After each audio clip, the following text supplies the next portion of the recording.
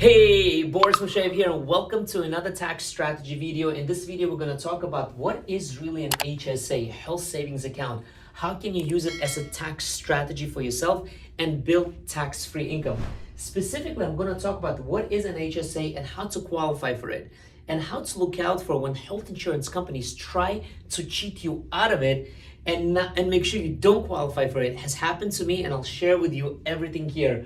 We're also going to talk about how it creates tax-free income and do's and don'ts when you have HSA in your business. We're definitely going to cover that. My name is Boris Moshev. I'm a CPA and a tax strategist. Every Tuesday, I release a tax strategy video on YouTube. So please go ahead and make sure to subscribe, hit the bell icon, like the video if you like it, and comment if you have any questions, and I'll go ahead and answer those questions.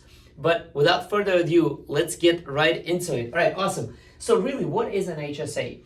HSA is a health savings account. It's a savings account in simple terms. Just like you have a personal savings account, you basically have one for your healthcare expenses. The only thing that doesn't qualify for this are your premiums that you pay. But you can pay with your health savings account for all other medical expenses, such as your co-pays, doctor visits, or anything that is related to medical. You can actually pay from your HSA account, but you have to set up a savings account for health savings account. It's no different than having a bank and receiving a debit card from them to go pay for your expenses after you make these contributions. Now, you're allowed to contribute into your HSA account the maximum of $3,850 if you have a single medical plan. If you have a family coverage, then the maximum you can contribute is $7,750. When you make these contributions, you take a deduction on your personal income tax return. We're going to talk about the business in a second, okay? But you get a deduction on your personal income tax return. And in turn, this money can earn interest or dividends or whatever other earnings for you that you want. So let's say you put in $7,750 for your family. A year from today, it is now turned into $10,000. And you have medical expenses worth of $10,000. You're going to pay for those medical expenses from that health savings account for $10,000. Well, guess what? The extra $2,250 that was earned on it is tax-free. So that's the beauty of it. The money is going in as a tax deduction, and it's coming out tax-free. Now, what are the limits and how can you qualify for an HSA? Let's pay attention to this and see how insurance companies try to cheat you out of it, just like they cheated me out of it, especially when I needed this the most.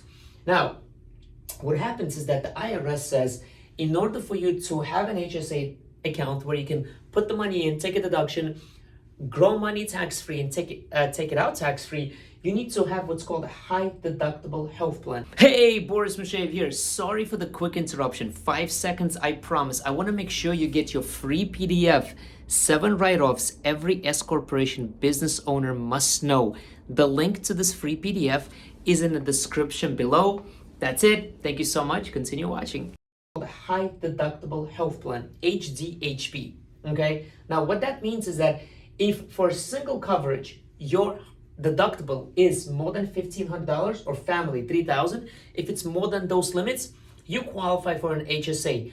Most of us that buy our own health insurance, especially if you're a business owner, you know how expensive it gets when you have a family as well when it comes to health insurance.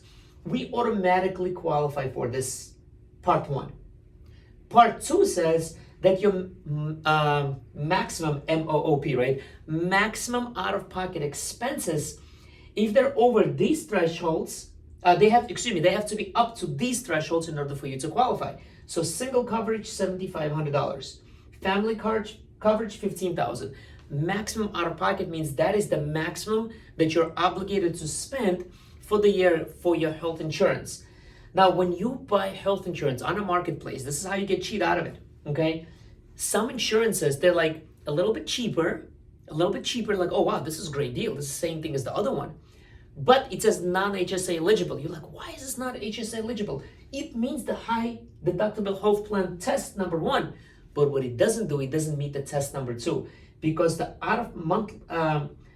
maximum out-of-pocket expenses are more than this. And IRS says if your maximum out-of-pocket expenses is more than these 2 thresholds, then you don't qualify for it.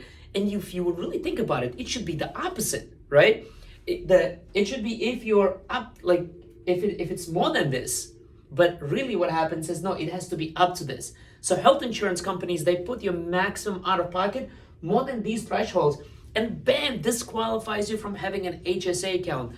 When I needed this the most, and I remember back in the day, we were having a baby, and I needed to buy health insurance, and it was expensive health insurance, and I had to pay a lot of fees to the hospital as well, even though I had health insurance. It was whatever, some co-insurance type of crap, and I didn't qualify. I could have deducted about $7,000, but I didn't because this stopped me from it. So a tax strategy. Hey, Boris Mushev here. Sorry for the quick interruption. 5 seconds, I promise. I want to make sure you get your free PDF, 7 write-offs every S corporation business owner must know.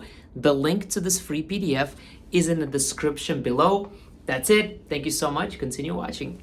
A tax strategy for you as a business owner is that make sure when you're shopping around for health insurance, for the next enrollment for yourself, you want to make sure, like, hey, does it qualify for health savings account? And sometimes the insurance will be a little bit more in money per month, but it will qualify for health savings account. It's okay. You need to do that analysis. Look, I always say, if you have a tax preparer, you do not have a tax advisor. You've got to meet with your tax advisor at least on a quarterly basis to be able to discuss these types of things.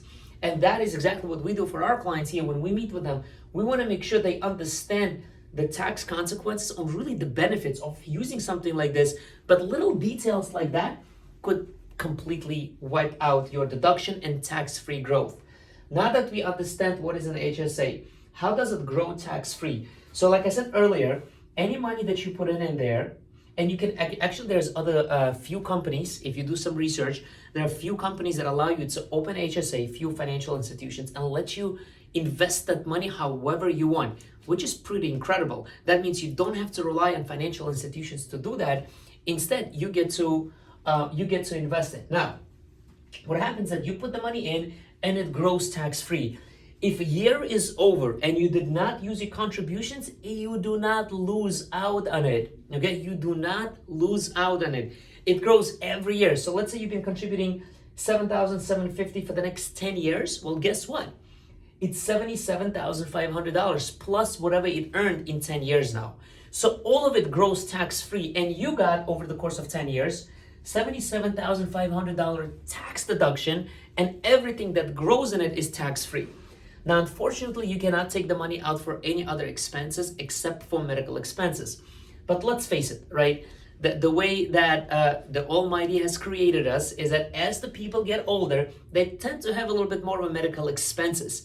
And this is a great way to save for your retirement, all tax-free. So forget just opening up a retirement account, putting your money in the mutual fund, stock market, or real estate. All of that is nice too. No question about that. But right here, this is another vehicle that you can use to grow tax-free income. Now, when next time you're shopping for health insurance, make sure you take a look at this. Make sure you qualify based on this.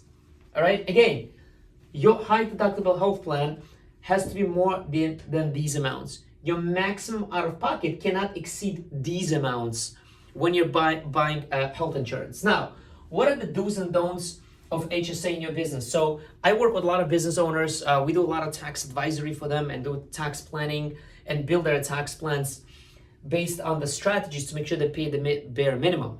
What happens is that a lot of people think I need to set up an HSA account for my business.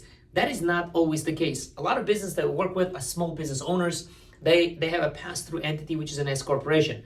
Now the thing is about S corporation, if you are more than 2% shareholder in your S corporation, you do not qualify for any fringe benefits. So opening up an HSA under your business for your employees, that's good. That could work, and that will work if you open this up as a fringe benefit for your employees. You put the money in for themselves, great. Can't do it for yourself. What you can do for yourself is open up as an individual. Now, if you open it up for yourself as an individual, you don't have to open it up for your business and your employees if you don't want to, if it's not a benefit that you offer. But if you have a business, doesn't necessarily mean that you need to open one for your business. As a matter of fact, if you do open one up for your business, you might not even qualify for it. So make sure that you open it up as an individual. Totally fine. As long as you meet this criteria right here, then you can open up an HSA account personally. Every year, you can put money away up until these amounts. Doesn't have to be everything. And the way it works is that if you do happen to have expenses for your health, right? You go to the doctor, copay.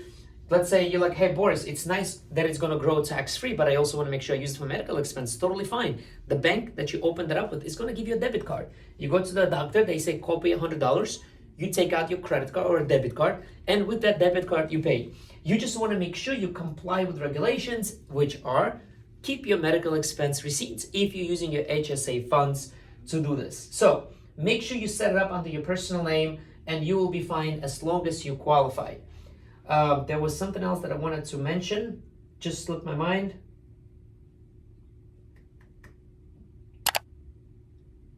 No, I think that's it. All right, this was a pleasure doing this video for you. I hope this was informative. Let me know in the comments below any questions that you have about this. Other than that, thank you so much. Until the next time.